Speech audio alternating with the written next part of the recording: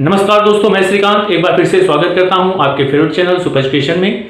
दोस्तों, आज हम पढ़ेंगे व्यंजन संधि और जानेंगे कि कौन कौन से महत्वपूर्ण नियम हैं। इस वीडियो को आप पूरा देखें और अपने दोस्तों के साथ ज़्यादा से ज़्यादा शेयर करें। ठीक है, याद रखेंगे।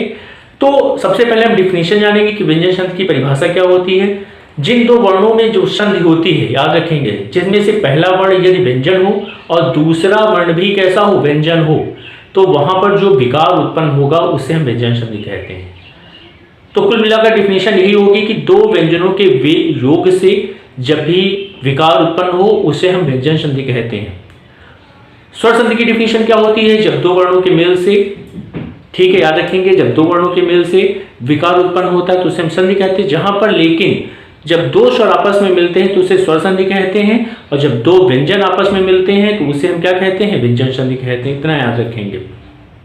तो इसका जो महत्वपूर्ण नियम है उसके बारे में हम जानेंगे। सबसे पहला नियम, सबसे बड़ा नियम है, महत्वपूर्ण नियम है, इसे पूरा देखेंगे और कुछ महत्वपूर्ण उदाहरण भी आपको बताएंगे। ठीक है, तो देखते हैं। सबसे पहला जो उदाहरण है महत्वपूर्ण व्यंजन संधि का जो पहला नियम है वो ये कहता है कि का च ट त प के बाद यदि किसी भी वर्ग का तीसरा या चौथा वर्ण आ जाए, याद रखेंगे, किसके बाद, का च ट त प के बाद, देखेंगे महत्वपूर्ण नियम है कि का च ट त और प, ये का च ट त प के बाद, याद रखेंगे, यदि किसी भी वर्ग का, याद रखेंगे, यदि किसी भी वर्ग का कौन कौन सा व्यंजन आ जाए, तीसरा व्यंजन आ जाए, चाहे वो चौथा व्यंजन आ जाए, याद रखेंगे, चौथा व्यंजन आ जाए, किसी भी वर्ग का तीसरा व्यंजन या चौथा व्यंजन आ जाए। तो तीसरा व्यंजन कौन सा होता है, तीसरा व्यंजन होता है ग, ज, ड, द और ब। ये गाजा ड द ब आ जाए, चाहे चौथा आ जाए घ, झ, ढ, ध और भ। ये किसी भी, देखिए, का च ट त प के बाद किसी भी वर्ग का तीसरा व्यंजन आ जाए चाहे चौथा व्यंजन आ जाए, तो क्या होगा इस कंडीशन में, एक कंडीशन और है, या फिर कोई भी स्वर आ जाए, याद रखेंगे, कोई भी स्वर आ जाए, यहां पर लिख लीजिए कोई भी स्वर, कोई भी स्वर, कोई भी स्वर आ जाए, ठीक है, कोई भी स्वर आ जाए, याद रखेंगे, इतना याद रखेंगे, या फिर अंतस्थ व्यंजन आ जाए, अंतस्थ व्यंजन, अंतस्थ व्यंजन यहां पर या अलावा आ जाए, या, रा, ला और वा, ये चीज, ठीक है, इतनी बात क्लियर। तो कोई भी स्वर आ जाए, कोई भी अंतस्थ व्यंजन आ जाए, तो इस कंडीशन में क्या होगा कि क च ट त प अपने ही वर्ग के तीसरे वर्ण में इनका परिवर्तन हो जाएगा।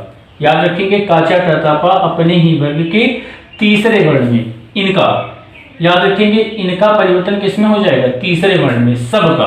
का परिवर्तन किसमें हो जाएगा, का परिवर्तन गा में, च का परिवर्तन जा में, टा का परिवर्तन डा में, ता का परिवर्तन दा में और पा का परिवर्तन बा में हो जाएगा।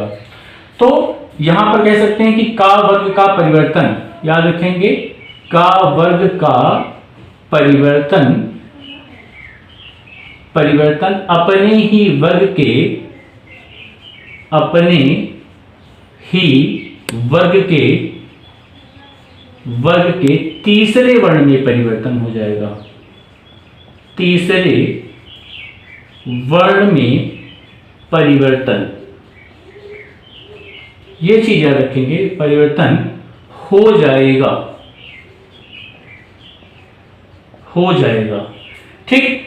अर्थात कहने का मतलब ये हुआ कि का परिवर्तन किसमें हो जाएगा, गा में हो जाएगा, ठीक है, चा का परिवर्तन किसमें हो जाएगा, जा में हो जाएगा, ठीक, जा में हो जाएगा, और टा का परिवर्तन किसमें हो जाएगा, डा में हो जाएगा, ठीक है, और ता का परिवर्तन किसमें हो जाएगा, दा में हो जाएगा, और पा का परिवर्तन किसमें हो जाएगा, बा में हो जाएगा। तो ये महत्वपूर्ण नियम था। अर्थात कहने का मतलब ये है कि अगर का च ट त प के बाद तीसरा वर्ण कोई भी हो जाए, तीसरा वर्ण गा जा डा दा बा, या चौथा वर्ण घा जा डा दा भा आ जाता है, तो इस कंडीशन में क्या होगा का चा टा ता पा का परिवर्तन अपने ही वर्ग के तीसरे वर्ण में हो जाएगा। जहां पर का है वहां पर क्या हो जाएगा, गा हो जाएगा। अब कुछ महत्वपूर्ण हम आपको क्या बताते हैं, कुछ महत्वपूर्ण उदाहरण के माध्यम से आपको समझाने का प्रयास करते हैं। लेकिन उदाहरण देखेंगे, जरूर याद रखेंगे और उदाहरण को अपनी कॉपी पर नोट भी कर लेना है, ठीक है। तो आप इसको सबसे पहले क्या करिए, इस नियम को लिख लीजिए अपनी कॉपी पर। उदाहरण से हम आपको समझाते हैं जो महत्वपूर्ण है, ठीक है। तो इसको अपनी कॉपी पर नोट कर लें। इसके बाद हम कुछ महत्वपूर्ण उदाहरण के साथ आपके सामने फिर से आते हैं। तो दोस्तों, कुछ महत्वपूर्ण उदाहरण के साथ मैं आपके सामने आ चुका हूं। देखते हैं कौन कौन से महत्वपूर्ण उदाहरण हैं। सबसे पहले वाक धन ईश, याद रखेंगे जो सबसे महत्वपूर्ण उदाहरण है वो कौन सा है, वाक धन ईश, याद रखेंगे वाक धन ईश।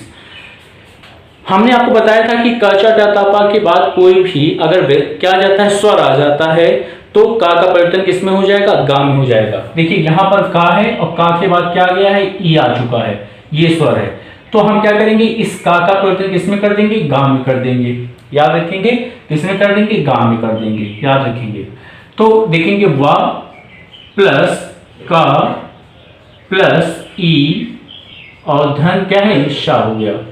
इस देखिए यहां पर हमने क्या बताया था, जब भी कोई अगर का चा टा ता पा यहां पर कुछ भी होता, यहां पर अगर चा भी होता, ठीक है, अगर यहाँ टा होता, ता होता, पा होता, कुछ भी होता, उसके आगे अगर कोई भी स्वर आ जाता तो यहां पर जो यहां पर वर्ण है, ठीक है, इसका परिवर्तन अपने ही वर्ग के तीसरे वर्ण में हो जाता।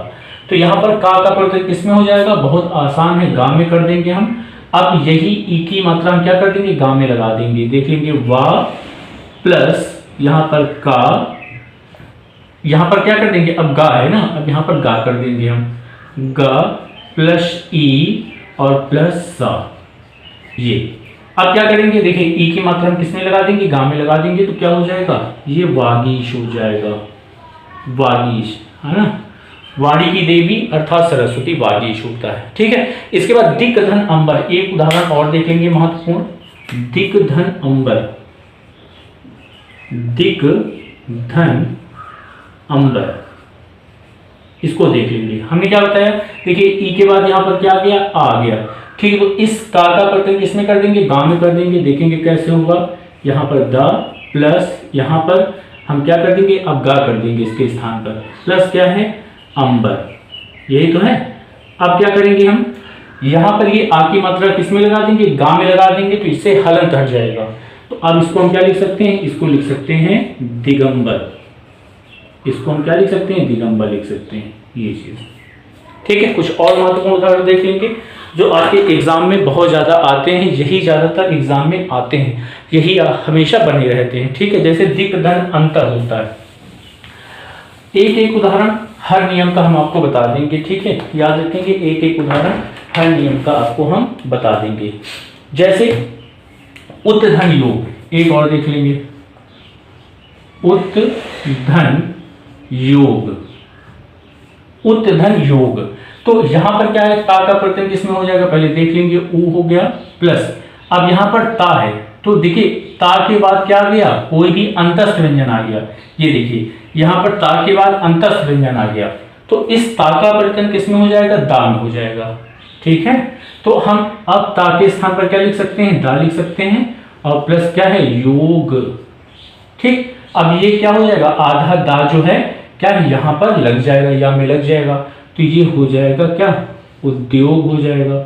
या फिर हम इसको ऐसे भी लिख सकते हैं, उद्योग, या फिर हम इसको ऐसे भी लिख सकते हैं, ठीक। इतनी बात क्लियर हो गई। और देखिए वागधन जाल है, एक है दिक धन गज, महत्वपूर्ण उदाहरण, दिक प्लस गज, ठीक, दिक धन गज। अब देखिए यहां पर क्या होगा, इस का परिवर्तन किसमें हो जाएगा, गा में हो जाएगा। देख लेंगे यहां पर दा है प्लस गा और प्लस फिर आगे क्या है, गा है प्लस यहां पर आगे गा हो गया प्लस जा, ठीक। इतनी बात क्लियर। अब ये आधा जो गा है, आधा गा किस में लग जाएगा, इस आगे वाले गा में लग जाएगा, तो ये हो जाएगा आपका दिग्गज, दिग्गज हो गया। इतनी बात क्लियर हो गई। एक और देखेंगे शतधन आनंद, ठीक है, उदाहरण महत्वपूर्ण, शतधन आनंद, शतधन आनंद, शतधन आनंद। अब यहां पर इस ता का प्रत्यय किसमें हो जाएगा, देखेंगे ता का प्रत्यय हो जाएगा दा में, ठीक है। तो पहले लिखेंगे सा प्लस ता प्लस आ प्लस नंद, ठीक, इतनी बात क्लियर। ता के बाद देखिए ये क्या आ गया, कोई भी स्वर आ गया तो इस ता का प्रत्यय किसमें कर देंगे, दा में कर देंगे। तो देखेंगे ये सा हो गया और प्लस इसका प्रत्यय किसमें कर देंगे, हम दा में कर देंगे और बड़े आ की मात्रा किसमें लगा देंगे, इसमें लगा देंगे और प्लस नंद हो गया। तो ये हो जाएगा सदा, सदानंद। कुछ भी करने की जरूरत नहीं, जैसा जैसा कहा जा रहा है नियम में आप वैसा वैसा कर लीजिए, बहुत आसान से आ जाएगा आपको, ठीक है। एक उदाहरण और देख लेंगे, जैसे अपधन जा, अपधन जा, है ना। हमने क्या बताया था कि इसके बाद कोई भी मर आ जाए, यही तो बताया था अपधन जा, ये है ना। तो अब यहाँ पर क्या हो गया, पा के बाद देखिए कौन सा मर आ गया, जा गया, अर्थात ये तीसरा मर। पा के बाद का चाटा था, पा के बाद कोई भी तीसरा मर आ जाए, चौथा आ जाए, तो यहाँ पर ये तीसरा मर आ गया। तो इसका परिवर्तन किसमें कर देंगे, देखिए इसका परिवर्तन किसमें कर देंगे, बा में कर देंगे। तो अब कर दीजिए आ प्लस इसका परिवर्तन हम किसमें कर देंगे, बा में कर देंगे और प्लस आगे जा लिखा हुआ है, तो ये बन जाएगा अब्ज, अब्ज, ठीक है, अब्ज। अब किसका पर्यायवाची होता है, कमल का पर्यायवाची होता है। इतनी बात क्लियर हो गई। और कुछ उदाहरण हम आपको बता दें, अगर चाहे तो हम बता सकते हैं। आप कमेंट बॉक्स में मैसेज जरूर से जरूर करें ताकि हम आपको ज़्यादा से ज़्यादा उदाहरण बता सकें, ठीक है। और जैसे कुछ उदाहरण हमारे पास और भी हैं, जैसे अच धन अंत, ठीक है। एक उदाहरण और देख लीजिए, अच धन अंत, अच धन अंत, अच धन अंत, ऐसे कर सकते हैं। अब देखिए ये यहाँ पर आ हो जाएगा, इस चा के स्थान पर क्या हो जाएगा, देखिए चा का प्रत्यय किसमें हो जाता है, जा में हो जाता है, यही है ना। अब प्लस आगे क्या है, अंत। अब यही अंक बिंदु किसमें लग जाएगा, जा में लग जाएगा, तो ये हो जाएगा अजंत हो जाएगा। हमेशा याद रखिए दोस्तों, संधियों को आपको तोड़ तोड़ के पढ़ना है वरना समझ में नहीं आएगा, ठीक है। इस बात को आप ध्यान रखें कि संधियों को हमेशा आप तोड़ तोड़ के पढ़ें ताकि आपको आसानी से समझ में आ जाए। तो ये रहा आपका पहला नियम। जो आपको उदाहरण ना समझ में आए आप कमेंट बॉक्स में मैसेज करें या मुझे कॉल भी कर सकते हैं, ठीक है। लेकिन अगर इस चैनल को अपने दोस्तों के साथ जरूर से जरूर शेयर करें, ठीक है। अगर आपने अभी तक चैनल को सब्सक्राइब नहीं किया है तो चैनल को सब्सक्राइब कर लें और बेल आइकन को जरूर से जरूर प्रेस करें। अब बढ़ते हैं हम अपने दूसरे नियम की तरफ, ठीक है। तो बने रहिए सुपर एजुकेशन के साथ। तो बढ़ते हैं हम अपने अगले नियम की तरफ, देखते हैं कौन सा महत्वपूर्ण नियम है। नियम दूसरा यह है कि का चा टा पा के बाद अगर पांचवा वर्ण आ जाता है तो का चा टा पा का परिवर्तन अपने ही वर्ग के पांचवें वर्ण में हो जाता है या अनुस्वार में हो जाता है। इतनी बात क्लियर करेंगे, ठीक है। तो रूल नंबर दूसरा है, याद रखेंगे, रूल नंबर दूसरा क्या कहता है कि यदि का चा टा ता और पा, यदि का चा टा ता पा के बाद, ठीक है, कौन सा पांचवा वर्ण आ जाए। पांचवा वर्ण क्या होता है, अंगा, इया, ड़, न और मा, ये पांचवा नियम, ठीक है। इसको कह कि का चा टा ता पा के बाद अगर कौन सा वर्ण आ जाए, पांचवा वर्ण आ जाए, अंगा, इया, ड़, न, मा आ जाता है तो यहां पर का चा टा ता पा का परिवर्तन किसमें कर देंगे, अनुस्वार में कर देंगे। किसमें कर देंगे, अनुस्वार में। याद रखेंगे अनुस्वार अंक बिंदु में कब हो जाएगा ये चीज। या फिर कहते अपने ही वर्ग के पंचम वर्ण में परिवर्तन, या फिर कह सकते हैं कि अपने ही वर्ग के, अपने ही वर्ण के पंचम वर्ण में परिवर्तन, पंचम वर्ण में परिवर्तन, परिवर्तन, ये चीज, ये आपका दूसरा नियम है। दूसरा नियम क्या कहता है, फिर से सुनेंगे। यदि का चा टा ता पा के बाद अंगा इयाणा नमा आ जाता है तो का चा टा ता पा का परिवर्तन हम अनुस्वार में कर देंगे या पंचम वर्ण में कर देंगे। एक उदाहरण देखेंगे, शतधन मार्ग। उदाहरण से बहुत आसानी से समझ में आ जाएगा। उदाहरण है आपका कि सत्य प्लस मार्ग। ये हमने क्या बताया कि यहां पर ता के बाद देखिए ये मां पंचम वर्ण है। याद रखेंगे कि ता के बाद मां कैसा वर्ण है, पंचम वर्ण है। तो यहां पर हमने क्या बताया था कि इसका परिवर्तन अनुस्वार में कर दीजिए आप। ता के स्थान पर क्या हो जाएगा, देखेंगे ता के स्थान पर ना हो जाएगा। जब भी होगा कंडीशन क्या होगी, परिवर्तन कैसे होगा ये देखिए आप सिर्फ। का के स्थान पर ड़ा हो जाएगा, चा के स्थान पर इया हो जाएगा, टा के स्थान पर ड़ा हो जाएगा, ता के स्थान पर ना हो जाएगा और पा के स्थान पर मां हो जाएगा। याद रखेंगे ये हलंत वर्ण है सभी। ठीक है, इतनी बात क्लियर। तो ता के स्थान पर क्या हो जाएगा, ता के स्थान पर यहां पर क्या हो जाएगा, ना हो जाएगा। इतनी बात क्लियर। ठीक है, हलंत नहीं लगेगा यहां पर। ठीक है, नहीं गलत हो जाएगा।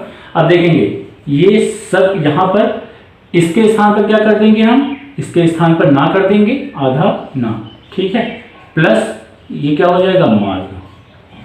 इतनी बात क्लियर ना। तो यहां पर क्या हो जाएगा, एक बार जो नियम है देख लेंगे। हाँ, हलंत वर्ण लगा लेंगे यहां पर, वरना गलत हो जाएगा।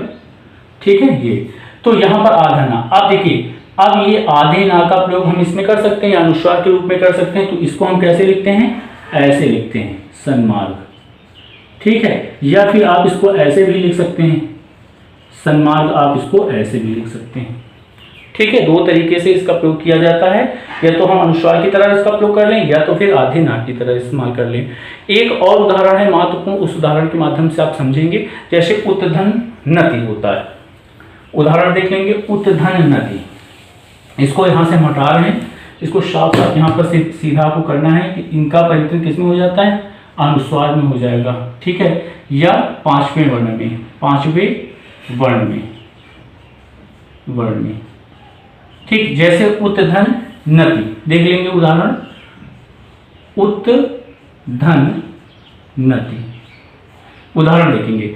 अब यहां पर देखिए ता के बाद ये ना पांचवा वर्ण आ गया, तो इसका परिवर्तन किसमें हो जाएगा, ता का पांचवा वर्ण क्या होता है, ना होता है। तो उ प्लस यहां पर आधा ना और प्लस ना और प्लस ता में छोटी ई की मात्रा। अब देखिए ये दोनों क्या है, यहां पर ये हलंत नहीं लगेगा यहां पर। ठीक है, अब ये आधा ना इसमें जुड़ जाएगा, तो ये हो जाएगा उन्नति। उन्नति हो गया। ठीक है, उन्नति हो गया। जैसे एक है चित्त धनमय। ठीक है, एक उदाहरण और देख लेंगे।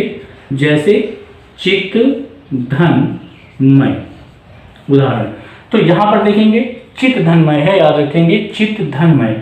अब ता के स्थान पर क्या हो जाएगा, ता था दाधा ना, ता का पांचवा वर्ण क्या हो जाएगा, ता का पांचवा वर्ण ना होता है, तो यहां पर हो जाएगा, याद रखेंगे चिन्मय। चिन्मय हो जाएगा। तो दोस्तों आपको इस तरीके से करना है। अब हम बढ़ते हैं अपने तीसरे नियम की तरफ, और तब तक बने रहिए सुपर एजुकेशन के साथ, श्रीकांत गुप्ता के साथ। तो दोस्तों हम बढ़ते हैं अपने तीसरे नियम की तरफ, और यहीं से हम क्या करेंगे, वीडियो की क्या करेंगे, अंत करेंगे। अब हम तीसरे नियम की तरफ बढ़ते हैं। तीसरा नियम जानेंगे कौन सा, यदि माँ के बाद स्पर्शी व्यंजन आ जाए या कोई भी अंतस्थ व्यंजन आ जाए, कोई भी ऊष्म व्यंजन आ जाता है, तो माँ का परिवर्तन अनुस्वार में हो जाता है। ये बहुत ही सरल नियम है। रूल नंबर तीसरा याद रखेंगे। रूल नंबर तीसरा बहुत आसान है। यदि माँ के बाद, याद रखेंगे किसके बाद, यदि माँ से संबंधित नियम है। यदि माँ के बाद कोई भी स्पर्शी व्यंजन आ जाता है। कैसा व्यंजन, स्पर्शी व्यंजन। हिंदी वर्णमाला में स्पर्शी व्यंजनों की संख्या कितनी है, 25 है। और 25 स्पर्शी व्यंजन कौन कौन से होते हैं, तो का से लेकर वो कहाँ तक होते हैं, माँ तक होते हैं। याद रखेंगे जैसे काचा टा प, ठीक है, पहला सभी पहले वर्ण काचा टा प, दूसरे गाजा टा सॉरी दूसरे खाचा टा प, तीसरे गाजा टा प, तीसरे गाजा टा प, चौथे घाजा टा प और पांचवें अंगा याना। तो काचा टा प, खाचा टा प, गाजा टा प, घाजा टा प, अंगा याना, ये स्पर्शी व्यंजन हो गया। या फिर कोई भी अंतस्थ व्यंजन आ जाए, या रा ला या फिर वा आ जाए, या फिर क्या आ जाए, कोई भी ऊष्म व्यंजन आ जाए, तालव्य सा, ये यहां पर हो सकता है तालव्य सा, दंती सा, मूर्धन्य सा और हा। अगर ये आते हैं किसके बाद, माँ के बाद अगर ये आते हैं, इस कंडीशन में क्या होगा, इस माँ का परिवर्तन, याद रखेंगे इस माँ का परिवर्तन किस में हो जाएगा? अनुस्वार में हो जाएगा। याद रखेंगे, किस में हो जाएगा? अनुस्वार में हो जाएगा। माँ का परिवर्तन अनुस्वार में हो जाएगा। कुछ नियम देख लेंगे, कुछ उदाहरण देख लेंगे, उदाहरण के माध्यम से आपको बहुत जल्दी समझ में आ जाएगा। जैसे सम धन सार, एक उदाहरण है सम धन सार, यही है ना। देखिए माँ के बाद क्या आ गया? सा आ गया। देखिए माँ के बाद यहाँ पर कौन सा सा है? ये दंती सा हो गया। तो इस माँ का परिवर्तन किस में हो जाएगा? हमने बताया था अनुस्वार में हो जाएगा। तो इसको हम क्या लिख सकते हैं? संसार लिख सकते हैं। ठीक, हमने क्या किया? इस माँ का परिवर्तन अनुस्वार में कर दिया। अगला उदाहरण देख लेंगे, जैसे एक और है सम धन योग। कैसा है? सम धन योग। तो अब क्या करना है? देखिए माँ के बाद या गया, या क्या है? या क्या है? आपका अंतस्थ व्यंजन है, तो ये हो जाएगा संयोग हो जाएगा। संयोग हो गया। यहां पर ये देखिए अनुस्वार का प्रयोग किया गया है। इतना याद। सम धन वेग, एक उदाहरण और है सम धन वेग। तो यहां पर क्या हो जाएगा? ये हो जाएगा संवेग हो जाएगा। संवेग हो जाएगा। ऐसे कर लेंगे बहुत आसानी से। सम धन हार, एक उदाहरण और देख लेंगे। सम धन हार क्या होता है? सम धन हार, सम प्लस हार। तो यहां पर क्या है कि इस माँ के बाद क्या आ गया? ये ओष व्यंजन हा आ गया। तो इस माँ का परिवर्तन अनुस्वार में कर दीजिए, तो संहार हो जाएगा। ये क्या हो जाएगा? ये संहार हो जाएगा। ऐसे, ठीक, ऐसे इतना कर लेंगे आप आसानी से।